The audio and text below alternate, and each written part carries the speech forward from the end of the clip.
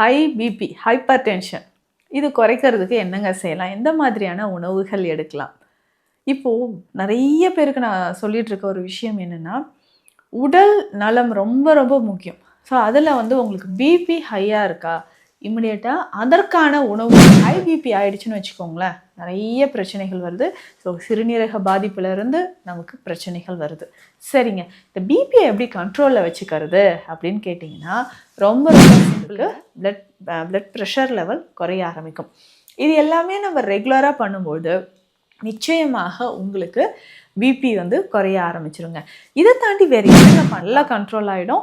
So வயிறு சம்மந்தப்பட்ட பிரச்சனையும் இல்லை பிளட்டில் இருக்கக்கூடிய டாக்ஸின்ஸும் உங்களுக்கு குறைய ஆரம்பிக்குது. ஸோ ரெகுலராக இது எல்லாமே சின்ன சின்ன ஹோம் ரெமடிஸ் தாங்க. ஸோ இதை தவறாமல் ஏதாவது ஒன்றாச்சும் ஒரு நாளைக்கு நீங்கள் ஃபாலோ பண்ணிட்டு வாங்களேன்.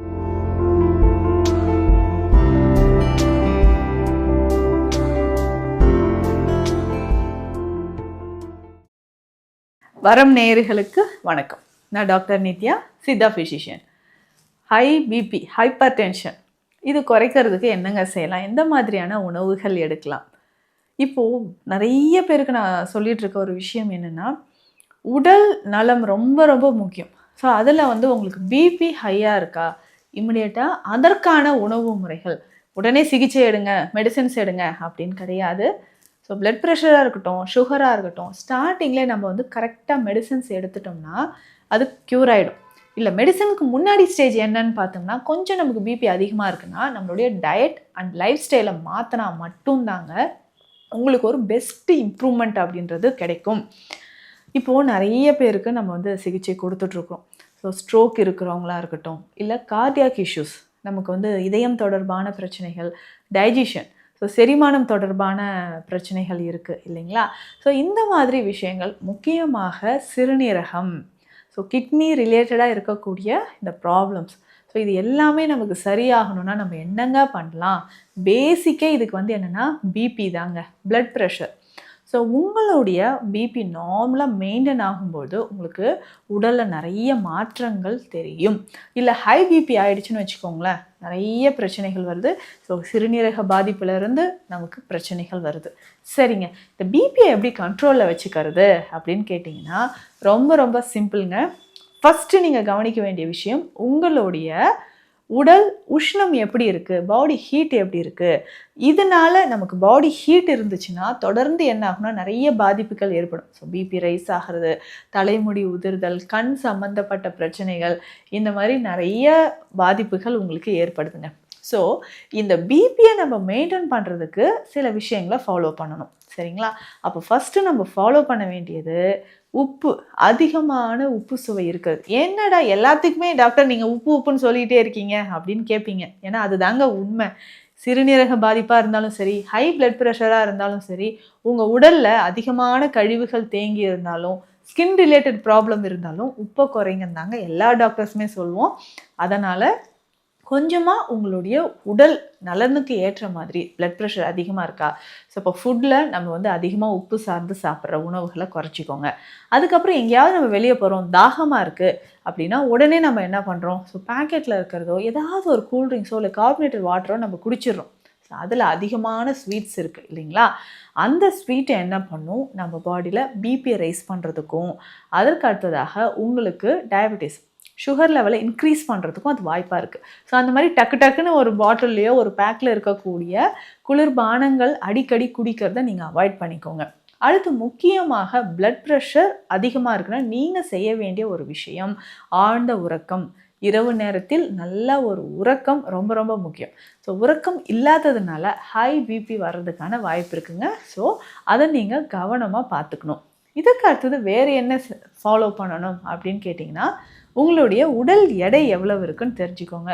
ஸோ பாடி வெயிட் நீங்கள் மெயின்டைன் பண்ணும்போது கரெக்டாக மெயின்டைன் பண்ணிக்கிட்டே வந்தீங்கன்னா நல்லாவே உங்களுக்கு பிளட் ப்ரெஷர் லெவல் குறைய ஆரம்பிக்கும். இது எல்லாமே நம்ம ரெகுலராக பண்ணும்போது நிச்சயமாக உங்களுக்கு பிபி குறைய ஆரம்பிச்சிருங்க. இதை தாண்டி வேறு என்னங்க பண்ணலாம் அப்படின்னு கேட்டிங்கன்னா, உணவு முறையில் இதெல்லாம் நீங்கள் கண்டிப்பாக இதெல்லாம் சாப்பிட்டுட்டு வரும்போது மருந்தே இல்லாமல் பிபியை நம்ம ரெகுலர் பண்ணிக்கலாம். என்னென்ன சாப்பிடலாம் கரெக்டாக சொல்கிறேன், நோட் பண்ணிக்கோங்க. ஃபஸ்ட்டு நீங்கள் சாப்பிட வேண்டிய உணவு இல்லை இது நீங்கள் கட்டாயம் சாப்பிட்டீங்கன்னா பிளட் ப்ரெஷர் மெயின்டைன் ஆகும் அப்படின்னு சொன்னோம்னா நெல்லிக்காய்ங்க. நம்பர் 1 நெல்லிக்காய். ஸோ நெல்லிக்காயை தொடர்ந்து நீங்கள் என்ன பண்ணலாம்னா ஜூஸ் மாதிரியோ, இல்லை நெல்லிக்காய் ஜூஸ் சாப்பிட்டாலே எனக்கு வந்து கோல்டு வருதுன்னு சொன்னீங்கன்னா ரொம்ப சிம்பிள். நெல்லிக்காயை வேக வச்சுக்கோங்க. இட்லி பாத்திரத்தில் இட்லி வேக வைக்கும் போதே அது கூட வச்சு கூட நீங்கள் வேக வச்சுக்கலாம். வேக வைத்து எடுத்து கொஞ்சமாக பெப்பர் சேர்த்து ஒரு முழு நெல்லிக்காயை நீங்கள் சாப்பிட்டுக்கோங்க. டெய்லி இந்த மாதிரி நெல்லிக்காயை சாப்பிட்டுட்டு வாங்க. பிளட் ப்ரெஷர் உங்களுக்கு குறைய ஆரம்பிக்கும். அடுத்தது மஞ்சள். மஞ்சள் என்னங்க பண்ணலாம் அப்படின்னு கேட்டிங்கன்னா, மஞ்சள் இருக்கு இல்லைங்களா, வெந்நீர், நல்ல ஒரு 100 ml வெந்நீரில் ஒரு 1/4 டீஸ்பூன் மஞ்சள் போட்டுக்கோங்க. மஞ்சள் போட்டு கொஞ்சமாக தேன் சேர்த்துக்கோங்க. சேர்த்துட்டு இந்த தண்ணீரை காலையில் எம்டி ஸ்டமக்கில் குடிச்சிருங்க. உங்களுக்கு பிபி இருந்தாலும் சரி, இல்லை எனக்கு கொலஸ்ட்ரால் லெவல் இவ்வளோ இருக்குது, ஏற்கனவே இதயம் சார்ந்த பிரச்சனை இருக்குது, ஃபேட்டி லிவர் இருக்குது, என்ன பிரச்சனை இருந்தாலும் அது எல்லாமே அடித்து விரட்டக்கூடிய ஒரு முக்கியமான ஒரு ஹெல்த் ட்ரிங்க்னே சொல்லலாம் மஞ்சள் நீர். ஸோ இந்த மஞ்சளும் தேனும் கலந்து காலையில் எம்டி ஸ்டமக்கில் குடிச்சிக்கோங்க. இல்லைங்க எனக்கு சுகர் இருக்குது அப்படின்னு சொன்னீங்கன்னா தேனை அவாய்ட் பண்ணிட்டு வெறும் வெந்நீரில் மஞ்சள் பொடி மட்டும் சேர்த்து காலையில் குடிச்சிக்கோங்க. நல்லாவே உங்களுக்கு பிபி மெயின்டைன் ஆகும். அதுக்கு அடுத்தது வேறு என்னங்க அப்படின்னு கேட்டிங்கன்னா, நம்மளுடைய பூண்டு. நம்ம பூண்டு டீ பற்றி நம்ம உங்களுக்கு நிறைய பதிவுகளில் நான் சொல்லியிருக்கேன். அதே மாதிரி பூண்டு டீ நீங்கள் பயன்படுத்திக்கலாம். உணவில் நிறைய பூண்டு சேர்த்து சாப்பிட்லாம். மேடம் இந்த பூண்டை பாலில் வேக வச்சு சாப்பிட்லாமா? தாராளமாக சாப்பிட்லாம். எப்போங்க சாப்பிட்ணுன்னா இரவு நேரத்தில் ஒரு 5-6 பல் பூண்டை பாலில் வேக வச்சு சாப்பிட்லாம். டெய்லி எடுக்கலாமா?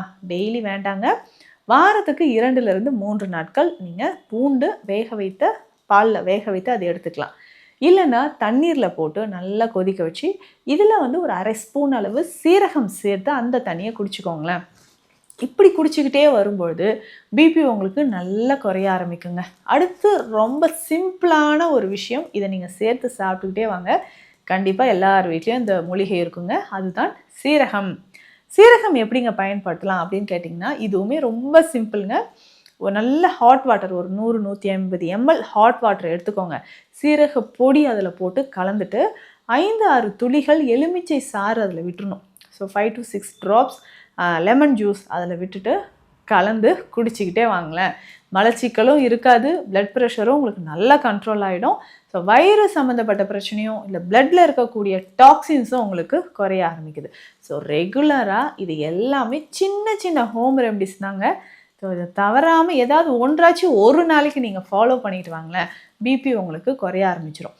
அதெல்லாம் இருக்கட்டுங்க, இது ஸ்டார்டிங் ஸ்டேஜே கிடையாது. எனக்கு 5-6 வருஷமாக பிபி இருக்குது, பிபிக்கான மெடிசன்ஸும் நான் சாப்பிட்டுட்ருக்கிறேன் அப்படின்னு சொன்னீங்கன்னா, சித்த மருத்துவத்தில் நிறைய மருந்துகள் இருக்குது. பேசிக்காக வெண்தாமரை சூரணம், சீந்திலாதி சூரணம், இந்த சூரணங்களை நீங்கள் பயன்படுத்தலாம். சர்பகந்தா சூரணம், இது எல்லாம் ஏதாவது ஒன்றுங்க. இதில் ஏதாவது ஒன்று வாங்கிக்கோங்க. காலையிலையும் நைட்டும் 1/2 டீஸ்பூன் அளவுக்கு வெந்நீரில் கலந்து குடிச்சிக்கிட்டே வரும்போது உங்கள் உடலில் இருக்கக்கூடிய பிளட் ப்ரெஷர் உங்களுக்கு குறையும். இது ஃபர்ஸ்ட் பாயிண்ட். வெயிட் லாஸ் ஆகும். இது செகண்ட் பாயிண்ட். தைராய்டு சம்மந்தப்பட்ட பிரச்சனைகள் இருந்தாலும் சரியாகும். இது தேர்ட் பாயிண்ட். கான்ஸ்டிபேஷன் இருந்தாலும் சரியாகும். இது ஃபோர்த் பாயிண்ட். இந்த 4 விஷயங்களும் உங்கள் உடலில் நடக்க ஆரம்பிக்கும். ஸோ இந்த பதிவில் நான் சொல்லியிருக்கக்கூடிய தகவல்கள் உங்களுக்கு ரொம்ப யூஸ்ஃபுல்லாக இருக்கும்னு நினைக்கிறேன். சித்த மருத்துவம் தொடர்பான மருத்துவ ஆலோசனைகளுக்கு ஸ்க்ரீனில் இருக்கிற நம்பருக்கு காண்டாக்ட் பண்ணுங்கள். நன்றி.